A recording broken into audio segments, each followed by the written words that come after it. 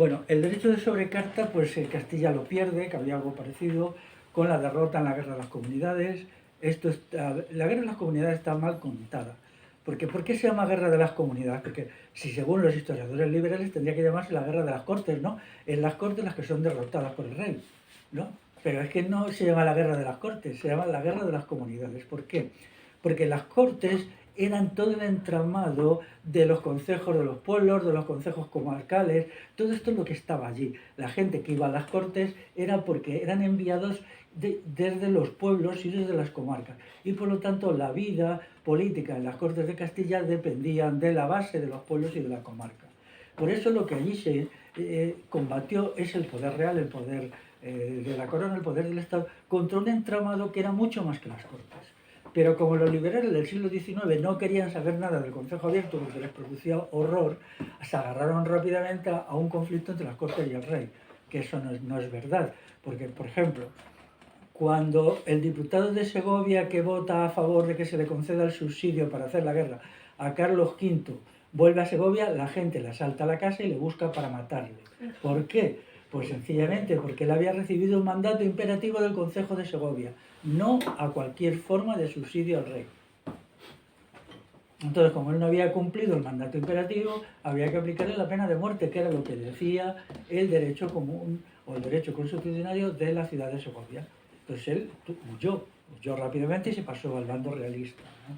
Entonces, en la época las cuestiones eran bastante así, ¿no? Y entonces la cuestión de las Cortes, pues hay que entenderla de otra manera, por más que ahora, pues, luego eso se... Pero esta dualidad de poder, que hay un poder popular, el poder del Consejo y el poder del rey, viene de antiguo. Ya en los documentos medievales del siglo XII se utiliza la expresión concilium y palatium. Concilio es el poder del Consejo y palatium el poder del rey, ¿no? En muchos documentos aparece para referirse a las diversas autoridades. En los pueblos existían lo que se llamaban los hombres del rey. Yo entiendo que aquí también, pero filtrados por la noción del señorío, ¿no? Pero existían los hombres del rey, que eran aquellas personas que habían firmado un contrato directo con el rey y entonces se constituían como en mesnada real. Podía haber 10, 12, 15 cada pueblo. Es decir, cuando el rey llegaba allí eran agasajados como los funcionarios del rey, ¿no? Eran pocos, pero fueron creciendo. Y entonces, pues el rey tenía poderes, podía en algunas poblaciones nombrar, por ejemplo, un juez, podía nombrar al juez, pero a veces la gente no quería ir al juicio con el juez del rey, quería el juez del consejo, y ahí había pues toda una serie de líos y tal. Esta situación de dualidad de poder se mantiene hasta las Cortes de Cádiz. Las Cortes de Cádiz es un golpe de Estado militar. Todo lo que se ha dicho sobre las Cortes de Cádiz es la mayor mentira del mundo. Pero también tengo que decir que en el año 2012, cuando se celebraron algunos el 200 aniversario, yo creo que fui la única persona que me puso a eso, ¿no? Fue muy simpático porque recibí muchos apoyos de gente, incluido gente de aquí. Hizo un comunicado que alguien por aquí tradujo al euskera y debe estar por ahí en la nube de internet, ¿no? Sobre eso. Pero bueno, es un golpe militar. En primer lugar, en el sentido estricto, en Cádiz quienes estaban son militares principalmente. O sea, la profesión más importante de los 350 parlamentarios es primero militares, segundo clérigos, tercero altos funcionarios que entonces se llamaba abogados. Esos solo ya hacían las cuatro quintas partes de los funcionarios y luego había una quinta parte pues que eran comerciantes, gente que pasaba por allí, que metieron algunos. Decían, tenemos que tener 350, nos faltan 3, salían a la calle y le metían, ¿no? Hubo gente allí que no se enteró de nada, pero hacía bulto por los 350. Entonces, la dualidad precedente se elimina. Se dice, en primer lugar, no más consejo abierto, no más vasallo. En segundo lugar, no más poderes intermedios. Por ejemplo, ya no va a haber la legislación de Guernica, ya no va a haber un poder intermedio, como es la legislación vizcaína o la de Navarra. Todo esto desaparece. Es decir, se crea un único poder que se sitúa en Madrid y de ahí baja todo el poder directamente a todos los territorios. Como decía un señor muy gracioso, un vizcaíno de la época, decía, vaya hombre, dice, he leído el periódico, dice, anoche me acosté vizcaíno y hoy me he levantado español. Él hacía sus bromas correspondientes, porque como se había declarado que era parte de la nación española, pues Decía, una noche, en 12 horas, he cambiado de vizcaíno a español, ¿no? Y esto fue vivido como una burla, primero porque la gente vizcaína no participó en nada en esas tomas de decisiones. Es verdad que había uno o dos parlamentarios o allí en las Cortes de Cádiz, pero eran militares, ¿no? Militares de la Marina de Guerra, que había muchos vizcaínos que ellos ya no se sentían vizcaínos, se sentían oficiales de la Marina española, por así decirlo, ¿no? La Marina de Guerra. Entonces, la ruptura de esta dualidad es lo que va a crear una sociedad totalitaria, porque ya no hay esos filtros, esos niveles intermedios de poder en los cuales la tiranía se quedaba eliminada, ¿no? Lo primero que hace esto es la Revolución Francesa. En Francia también había muchos estados intermedios, por ejemplo, Iparralde lo era. Los territorios de Iparralde pues, tenían también sus propias juntas, sus propios gobiernos, y el poder del rey de Francia era limitado. Al menos tenían que negociar con ellos. Cuando llegaban los funcionarios del rey tenían que entrar en una ardua negociación para conseguir alguna cosa que podía prolongarse meses. Y eso ya frenaba tanto la puesta de nuevos impuestos, pero ahora ya no lo frenaba nada. Si en Madrid se decidía aumentar los impuestos en tanto, eso, ¿quién lo frenaba ya? Si no había ninguna instancia de toma de decisiones, ¿no? No sé si conocéis, al respecto de esto tiene un estudio bueno el hombre este que fue director mucho tiempo de Chalaparta, que es José María Esparza Zabalegui, sobre la Revolución Francesa, donde la presenta en Iparralde como un genocidio. A mí ese estudio, que ya tiene 30 años, me gustó mucho y me ayudó mucho a comprender qué había sido todo eso, ¿no?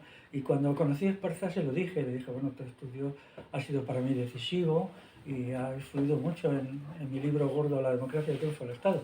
Y nada, me dijo, pues me alegro, no pretendía yo llegar a tanto, ¿no? Pretendía solo explicar un poco cómo la Revolución Francesa había sido funesta en los territorios al norte de los Pirineos, en los territorios vascos, sí, muy funesta. Por ejemplo, cuando el fenómeno de la Vendée, esto que es que hay en Nantes, en la parte noroeste del Hexágono, pues ya sabéis que allí hacen una gran matanza porque se resisten a la Revolución Francesa. La Vendée es una comarca, se llaman vandeanos ellos. Entonces, bueno, se han dicho las calumnias más terribles sobre el mundo de la Vendée. El mundo de la Vendée era un mundo rural, en parte idílico. Ellos vivían de una manera muy idílica allí, porque también tenían sistemas de basarre, tenían muchos gobiernos comarcales, es decir, había muchos frenos, ¿no? Y entonces lo que les frenó de su apoyo a la Revolución Francesa, al principio ellos la apoyaron, dijeron, bueno, que quiten a los nobles, allá había muy pocos nobles, no era un sitio de nobles, bueno, nosotros odiamos a los nobles, o sea que no tenemos nada en contra de que se les despoje. Cuando cortaron la cabeza al rey, pues tampoco nos entusiasma el rey, ¿no? Pero lo que ellos les hizo lanzarse a una guerra terrible fue cuando se declaró la recluta obligatoria. Ahí dijeron que para algo tan importante como es llevar a su juventud a morir por la patria francesa, se requería que hubiera unas cortes de la Vendée, o sea, un organismo que fuera propio de toda la Vendée, que lo decidieron o lo rechazaran. Claro, esto en París dijeron, entonces ¿para qué hemos hecho la revolución si van a surgir otra vez los estados intermedios, los sistemas intermedios de poder? Y se negó esto, entonces surgió una guerra terrible, terrible, ¿eh? Ahora los historiadores, bueno, hace poco el señor este pidió, el primer ministro actual pidió perdón por la matanza de la Vendée. Que yo sepa, ya han sumado 600.000 cadáveres. Ahí se pone de manifiesto lo que es es un territorio muy pequeño, sí. Yo creo que es poco más que Navarra, daros cuenta. Pero allí vivían muy bien porque vivían muy bien, es decir, ellos eran gente, no había ni ricos ni pobres, se autogobernaban muy bien, tenían mucho ganado, tenían mucha pesca, hacían de vez en cuando un poco de contrabando, que eso, bueno, vendían cosas en Inglaterra y traían y llevaban con barcos. Y muy bien, entonces ellos lucharon a muerte, pero hay un episodio que demuestra cómo estas sociedades tenían un alto contenido moral, ¿no? Hay una batalla final y ellos les arrinconan contra el río Nantes. El río Nantes entonces se lava en invierno. Y entonces las tropas de París, las tropas del centralismo, ya les tenían arrinconados. Ellos llevan perdiendo la guerra. Y entonces se hace una reunión de los portavoces de la Vendée para ver qué hacían con los prisioneros. La cuestión que se plantea, fueron más de 150 representantes. Vamos a ver, los republicanos matan a todos nuestros prisioneros. Toda nuestra gente que cogen los matan. Dice, ¿nosotros qué debemos hacer? Porque ellos también tenían bastantes prisioneros de los parisinos, por así decirlo, ¿no? ¿Qué hacemos? Se pone a votación, ¿sabes? No, nosotros no lo vamos a hacer. Daros cuenta de la importancia que tiene esto. Que aunque ellos matan a nuestros prisioneros, nosotros no vamos a matar a sus prisioneros. Porque nosotros somos gente decente, no como ellos. Si nosotros hiciéramos eso, ¿en qué seríamos mejores que ellos? Daros cuenta de la cuestión.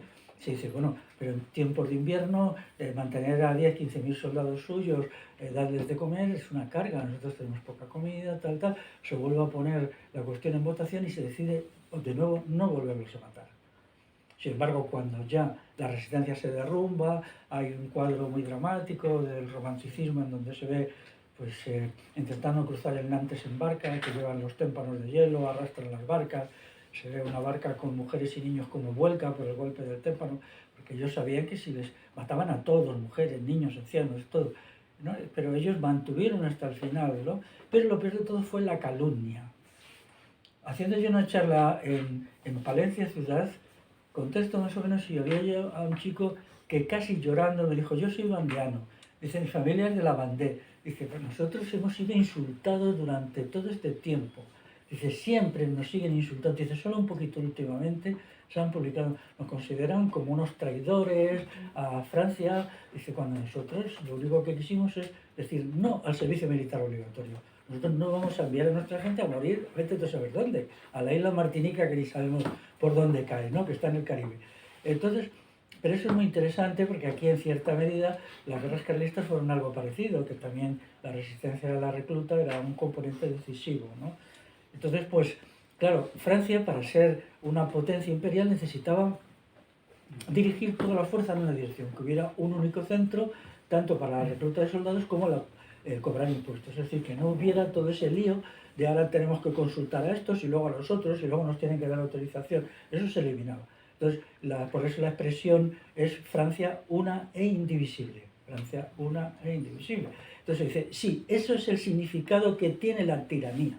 Lo que se cree es una sociedad tiránica de pe a pa. Eso fue lo que hizo la Revolución Francesa por muchas palabritas, en donde luego se dice, te otorgaban la libertad, pero vamos a ver, ¿cómo vais a otorgar la libertad?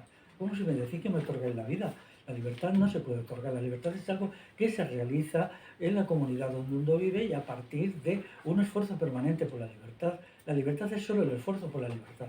En el momento que excede ese esfuerzo, uno pierde la libertad. Porque la libertad es algo interior que luego se expresa en lo exterior. Bueno, todas estas historias han sido contadas de una manera asquerosa, ¿no? Y últimamente, pues, pero recuerda aquel chico que se le saltaban las lágrimas, ¿no? El chico tendría ya 40 años, ¿no? Y había bastante gente en el acto y todo escuchó aquello. La mayoría de la gente no sabía nada de esto, ni dónde estaba la bandera, ni nada. En Palencia tampoco tienen por qué saberlo, ¿no?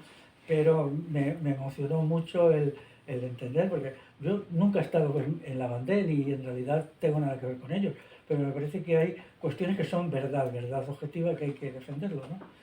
Y de ahí salió una Europa muy distinta a la Europa que ahora vemos, de ahí salió directamente pues la Primera Guerra Mundial, una cuestión aterradora, ¿no? La gente que dice, bueno, es que la cultura francesa y tal, sí, pero a ver, la cultura francesa, las maravillas de Francia, ¿cómo encajan con que el 27% de la juventud francesa muriera en la Primera Guerra Mundial? Es espantoso. El 27%, uno de cada 4 chicos en edades entre 17, los llegaron a reclutar de 17 a 30 años. De tal manera que para las chicas no había con quién casarse porque estaban todos muertos. Si a eso contamos los que habían vuelto mutilados y los que volvieron psíquicamente destrozados, que eran muchos, porque hubo gente que jamás fue normal después de la guerra en las trincheras, mentalmente, aunque volvieran sanos, con todas las partes de su cuerpo.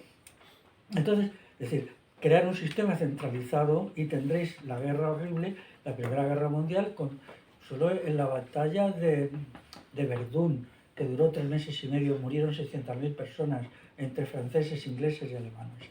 Una de las cosas más interesantes que ha habido en la historia de este país llamado España es que no participó en la Primera Guerra Mundial. Si no, ¿cuánta gente hubiera muerto? ¿No? 300.000 personas no nos habrían salvado, 300.000 jóvenes. Y no participó porque la tensión con la base popular era demasiado fuerte. El gobierno español pensó que podía pasar cualquier cosa. O sea, el fracaso que he citado antes de los procesos de nacionalización de las masas, es decir, como aquí no había ninguna adhesión a la patria española, que en Francia sí la hay, podéis ir a Iparralde y ver cómo los alcaldes se ponen la tira con la bandera tricolor, que aquí se pondría algún alcalde de Euskal Herria, ni siquiera de vos la banderita española, yo lo dudo, ¿no? pero allí van todos vestidos con la bandera tricolor, y cuando vas a algún acto, que yo he ido a alguna mani, te quedas un poco, ¿no? No sé, te disgusta y te molesta, ¿no? Aunque no digas nada. Yo no, he estado un par de veces, lo he visto y no me gusta, ¿no? Porque ellos tienen apellidos vascos, algunos hablan euskera y todo eso, y sin embargo se consideran franceses, ¿no? Mientras que aquí eso pasa muy poquito, ¿no? Entonces eso nos salvó de una carnicería. Fijaros de qué manera la carambola, el fracaso de los procesos de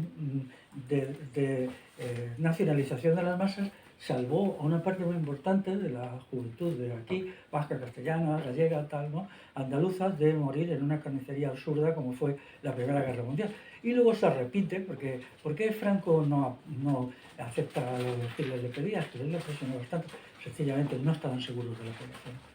Es más, hay una carta secreta de Hitler que dice abiertamente, dice, bueno, porque los generales dicen, bueno, si Franco dice que no, vamos a entrar, es igual, entramos en ese momento. Yo no quiero meterme en el mismo follón que se metió Napoleón.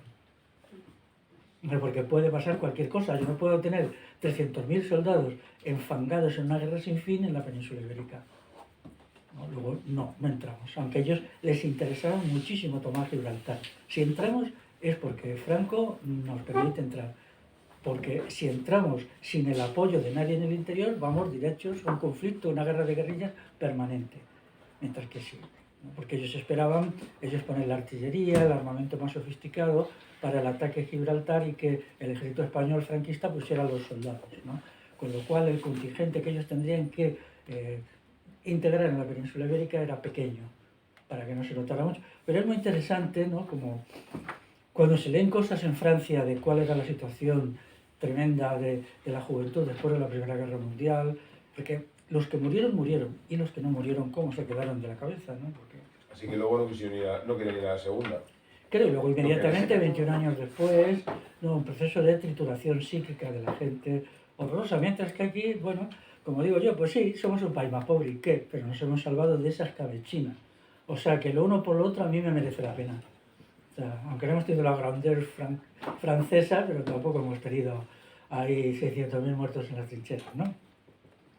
Entonces la Constitución de Cádiz pues es un golpe de Estado en que se eliminan todos estos poderes intermedios, se eliminan muchas instancias. Por ejemplo, Andalucía, los 4 reinos, uno de ellos era el reino de Algeciras, fijaros qué curiosos, ¿no? Pero esto no era formal. El reino de Murcia, que incluyó una parte importante de lo que es la provincia de Albacete, ellos tenían su propia legislación y era muy vivido, y la gente veía que eran poderes muy cercanos a ellos mismos, con un sistema tributario, un sistema fiscal, unos procedimientos que los consideraban próximos.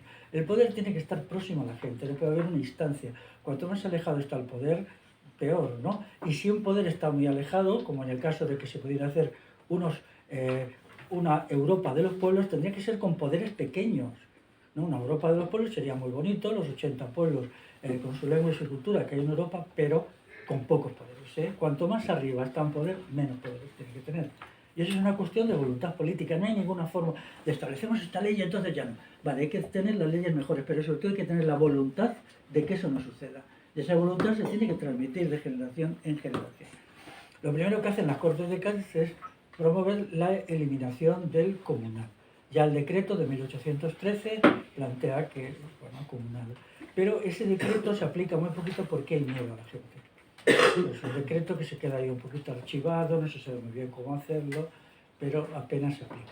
Otra cuestión muy importante que se establece ahí es la existencia de la escuela pública obligatoria, que eso va a afectar decisivamente a todas las lenguas no castellanas, porque va a originar el colapso del catalán, del euskera, cuando se establecen las escuelas nacionales, que consiste en una institución que antes no existía, porque antes las escuelas que las había y muchas, eran más bien de tipo comarcal. Había una comarca, había una institución que tenía una escuela, pero la gente que iba a la escuela, que era poca, pues muchas de ellas aprendía, o por lo menos oralmente se usaban las lenguas del territorio, fueran las que fueran, ¿no? Pero aquí no, aquí se establece un sistema de lo que se va a enseñar, lo que se va a explicar, y eso se explica por unas personas que van a hacer unos cursos, que es la carrera de magisterio, y entonces que van a ir a todas partes a explicar lo mismo. Entonces eso provoca, primero, una pérdida cultural enorme, porque a todos los niños se les enseña lo mismo, niños y niñas. y luego un colapso cultural, cuando en realidad el franquismo, cuando imponía el castellano aquí en la escuela, lo que estaba aplicando era la legislación de Cádiz, ni más ni menos. Eso ya se había hecho en el siglo XIX, y lo que pasa es que en muchos territorios, por la presión del carlismo, no se atrevían. Si no se atrevían, porque si llevaban allí a los maestros nacionales, pues podían echarlos, incluso podían pegarlos un tiro. Y entonces en muchos sitios no. O sea, hubo en el siglo XIX muchos espacios donde no es, el poder del Estado era muy débil. Por ejemplo, no solamente aquí, sino los Montes de Toledo. Los Montes de Toledo, hasta bien entrado el siglo XX, no ha sido un espacio de poder del Estado.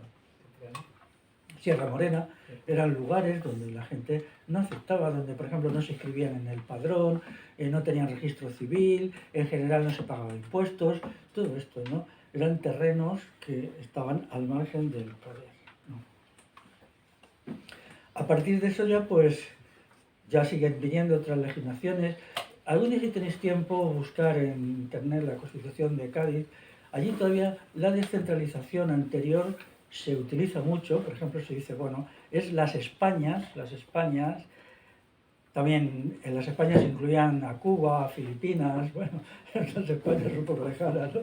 Pero aquí luego pues todavía hacían la lista de todos los territorios medievales que incluían, hablan de señoría de Vizcaya, ¿no? Y entonces te das cuenta de la enorme pluralidad, porque lo único que unía aquellos territorios antes de las Cortes de Cádiz era la figura del rey. O sea, Navarra, a pesar de la conquista, mantuvo toda su legislación. Por ejemplo, de ahí viene la Diputación Foral, todo esto, ¿no?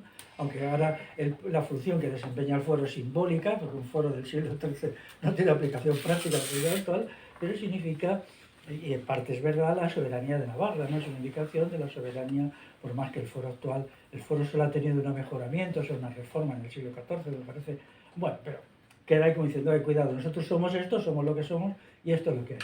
Pero cuando a partir de la Constitución de Cádiz, pues todas esas quedan abolidas. Las últimas Cortes de Navarra, ya no hay más Cortes, que se reunían cada, me parece que eran 7 años o 6 años. Bueno, iban los representantes de los tres brazos, el popular, el eclesiástico, el nobiliario, y se debatían cuestiones comunes, ¿no? Y la legislación que emanaba de ahí era la que había, la que era propia de Navarra, ¿no? Aunque ya en el siglo XVIII algunas fronteras se quitaron, no estas exactamente.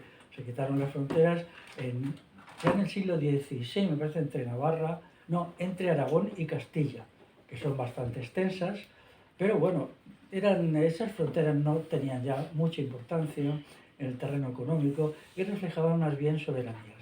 Entonces el proceso de centralización es creciente. En muy poco tiempo tendremos que aquí el poder central lo ejercerá Bruselas. Cada vez hay más. La legislación de Bruselas predomina sobre la legislación de Madrid, porque estamos en procesos crecientes. Y eso va unido a un fenómeno que es la imposición del inglés. La imposición del inglés, la futura Europa tendrá el inglés funcionarial, como en los colegios de Madrid. Las 2/3 partes ya de las clases se dan en inglés. El inglés es el idioma vehicular ya prácticamente en todas partes. Todas partes.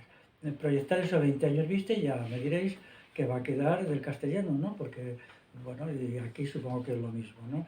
Europa está siendo remodelada según los criterios de la máxima tiranía, y uno de ellos es la imposición de una lengua falsa, absurda, porque no es real. Una cosa es el inglés popular del pueblo inglés y otra cosa es el inglés funcionarial de Bruselas. Pero eso es lo que se está imponiendo, porque no se está imponiendo la otra lengua, ¿no? Y entonces, pues, bueno, en 20 años Europa no sería reconocida, sería también la desaparición de las lenguas, pues, que hoy existen, 80, 90, no se sabe bien cuántas, o yo no lo sé, pues sería una pérdida cultural enorme para crear un poder unificado que sea capaz de competir con las otras potencias, ahora al parecer con China. China será el enemigo número 1, según el señor Borrell. Todos estos procesos de centralización hay que resistirlos. Sería muy importante que aquí en el País Vasco surgiera una voluntad firme de oponerse a todo esto, la defensa del euskera, el rechazo del inglés funcionarial, explicar todas estas cuestiones, que lo centralizado no es lo bueno sino lo malo. Porque si eso es tan bonito, ¿cuánto tiempo va a tardar en llegar algún Calígula? Claro, porque Bien, hacer eso, entonces hay alguien que se sube al poder, un loco, un demente, que da órdenes absurdas y que tiene debajo un aparato acostumbrado a obedecer. ¿Qué hacemos frente luego a esa gente? Que es una idea muy bonita que tiene el criterio de la descentralización y cada cual sea soberano en su propia tierra y tenga su propia cultura y sus propios valores, ¿no? Porque ahora mismo ya daros cuenta cuando se viaja, ¿no? Todos los barrios, en todas las ciudades del Estado español, todos los barrios nuevos son iguales, no hay ninguna diferencia arquitectónica. Puedes estar en Cornellá, puedes estar en Baracaldo, puedes estar en el barrio no sé qué de Sevilla, todos iguales e igualmente feos, igualmente monótonos. ¿Eso qué significa? O sea, realmente es una pérdida total de la diversidad y la pluralidad que había antes, que te recreabas en ver cómo eran las cosas en un sitio, cómo eran las cosas en otro, te entretenían, ¿no? Y de eso va a surgir una homogeneidad de las personas en las cuales, donde ya dentro de muy poco, si no hacemos algo muy importante, ser vasco o ser castellano ya no significará nada. Ya solo significará algo vago que hubo, porque ya no habrá diferencias en la manera de ser. La idiosincrasia de los pueblos, que es la manera de ser de cada pueblo, igual que cada persona tiene una manera específica de ser, los pueblos tienen una manera específica de ser, ¿no? Entonces eso ha desaparecido en estos procesos homogenizadores que encuentran pues, toda clase de apoyos en las élites pensantes. Bueno, pues para hacer el siguiente descanso vamos a ver lo de la fuerza hacia el derecho. La condición humana, por desgracia, exige un grado de violencia. No todo puede ser explicaciones, tal, hay momentos en que... ¿Por qué? Porque hay una dualidad en el sujeto, pues el ser humano tiene una propensión al bien, pero también una propensión al mal. Es decir, la libertad puede mantenerse individualmente con los otros o contra los otros. Si alguien pone a los demás a su servicio, multiplica su propia libertad, porque hace que mucha gente sirva a sus fines, metas y propósitos. Esto hay que entenderlo, ¿no? Entonces, como hay esa ambigüedad objetiva e inerradicable, que uno puede ser más libre aplastando a los demás y uno puede ser más libre cooperando con los demás, siempre en bifurcaciones de la historia, en momentos de caos, hay un sector de la gente que busca la libertad contra los otros, ¿no? Porque no está muy claro que la libertad con los otros sea más libre que la libertad contra los otros. Entonces eso significa que la emergencia de las tiranías es un fenómeno permanente en cualquier sociedad. ¿Qué hay que hacer antes? O prepararse para ello. Es decir, prepararse, establecer sistemas de control, pero también interiorizarlo. Cuando se dice a la gente, ¿vas a buscar un sistema perfecto? No, primero, si tú dices que puedes poner un sistema perfecto, estás desmovilizando a la gente. Yo digo, nunca habrá un sistema político perfecto, solo habrá un sistema político imperfecto en donde el individuo tiene que estar movilizado en beneficio de la libertad. Y si deja un solo momento de estar movilizado y de estar atento, se perderá la libertad política. Es distinto, este sistema es dinámico y el otro es estático. Conseguimos algo ya para siempre. El para siempre no existe. Todo es para un tiempo, luego vienen otras cosas y esto es de la ciencia política más sana, se basa en esto, ¿no? Pero bueno, los sistemas dogmáticos, religiosos y tal, pues establecen, vamos a crear la sociedad perfecta, pues eso no existe, la sociedad perfecta para algunos. Entonces, la fuerza hace derecho en el sentido que el derecho es coacción. Si no es así, entonces es moralidad. Tenemos que ampliar al máximo la moralidad. Por eso, con unos amigos escribimos este libro, Ética y Revolución Integral. Es un libro no muy bueno, tengo que reconocer, salvo el prólogo de Elena Osaña, que es bastante bueno.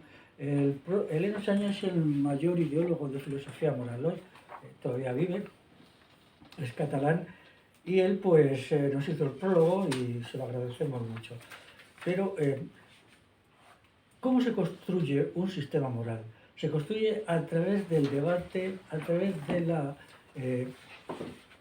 es una construcción social. Sí. Una sociedad que quiera tener criterios morales tiene que hablar de ellos.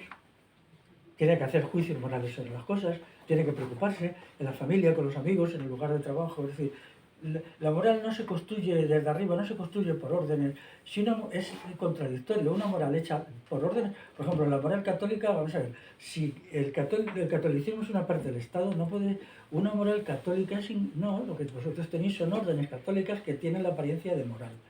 La moral tiene un alto grado de libertad. No puede haber una norma coercitiva de tipo moral. A veces pueden obligar a ser cortés con los demás. No es posible. Es algo que lo haces o no lo haces. Y no tienes sanción si no lo haces como debe ser. Puedes hacerlo, puedes no hacerlo. Eso es lo bonito de la ética, que la ética resulta de una convicción muy profunda, precisamente porque no estás obligado, lo que hagas con criterios éticos tienen más valor, ¿no? La delimitación entre ética y derecho, incluso el derecho popular o el derecho consuetudinario, como hemos hablado, es decisiva. Desgraciadamente, ningún tratadista lo hace y yo por el momento pues no me atrevería a meterme en eso porque es difícil, ¿no? Porque están muy unidas. Pero las normas morales son de naturaleza diferente. Antes tú me explicabas, me preguntabas, los 10 mandamientos, bueno, pueden ser criterios morales, pero eso no es una construcción popular, es un mandato que Dios da a Moisés, en teoría, bueno, todo eso, ¿no? Y entonces, pues, aunque puedan tener razón, pero es que la moral no se regala. Los valores fundamentales no se regalan. No se da la moral a un pueblo, o no se le hace moral, ni se le hace libre. El pueblo se hace libre, el pueblo se construye su propia moral, a través de procesos complejos, pero que pueden ser muy interesantes, ¿no? En los cuales el individuo se va implicando, como lo que antes dije del final de la esclavitud. El único lugar del mundo donde ha dejado de existir la esclavitud fue Europa Occidental. ¿Por qué? Porque se hizo un proceso de destrucción de abajo arriba, no por un decreto, no por una ley. Lo de Lincoln es ridículo. O sea, que llega el señor Lincoln una mañana y dice, se acaba la esclavitud. Esto quiere decir que ya no va a haber mercados de esclavos, eso es todo. Pero otras cosas van a seguir igual o peor. Tiene que ser algo que cada persona se implica en eso. Tiene que implicarse, por supuesto, en la práctica. Eso significa que mucha gente pasó de todo, siempre hay gente que pasa de todo, luego, pero hay minorías. Las sociedades siempre se mueven por minorías. Esas son las minorías, digamos, hay que conseguir una masa crítica de minorías activas. Yo estoy seguro que en los debates que se hicieron sobre la libertad y la eliminación de los esclavos, pues mucha gente no intervendría. Un sector se declararía a favor de la esclavitud y otro sector en contra. Ese sector prevaleció mayoritariamente, se fue eliminando pueblo a pueblo, territorio a territorio, incluso con procesos que pudieron variar hasta 200 años de un sitio en otro. Pero ¿eso qué significó? Que se hizo realmente, ¿no? Y entonces por eso Occidente es una anomalía histórica. Lo que Occidente ha logrado es una anomalía. Los occidentes han... vamos a ver, es muy curioso, ¿no? Hay un historiador que dice, solo el 5% de la gente que vivía en los territorios de la Corona de Castilla, escritos en la Corona de Castilla, por lo tanto la parte de Sud-Euskal también, participaron en la conquista de América. Y entonces resulta que de lo que hizo el 5% somos responsables el 99,5% que no tuvimos nada que ver ni nada de nada, ¿no? Entonces te das cuenta de la maldad con que se está escribiendo la historia, ¿eh? Claro, porque vamos a ver, lo hizo el 0,5%, ¿no? El resto no, la mayoría de la gente se negaba a ir a América y algunos con argumentos que vaya debates que se hacían en la época sobre por qué los pueblos indígenas no podían ser oprimidos y que a veces se defendían a tiros esos argumentos, ¿no? Pero entonces detrás de eso que hay la promoción del sentimiento de autoodio en los pueblos europeos. Eso es de las cosas más repugnantes que yo veo. El sentimiento de autoodio, o sea, el refregarnos por la cara la parte negativa de nuestra historia y ocultar la parte positiva, eso es intolerable. Totalmente intolerable, porque es hundiendo la moral para luego convertirnos pasivamente en un rebaño de Bruselas. Es decir, cuando los pueblos europeos hayan perdido su dignidad y autorrespeto y se consideren una escoria colonialista, entonces ya no puedes resistir a nada, ya lo único que te pasas el día es pidiendo perdón. Entonces, pidiendo perdón no se hacen revoluciones, las revoluciones se hacen cuando uno cree en la propia historia. Entonces, por eso, desde siempre yo he señalado todos los aspectos positivos de los pueblos europeos y no los negativos.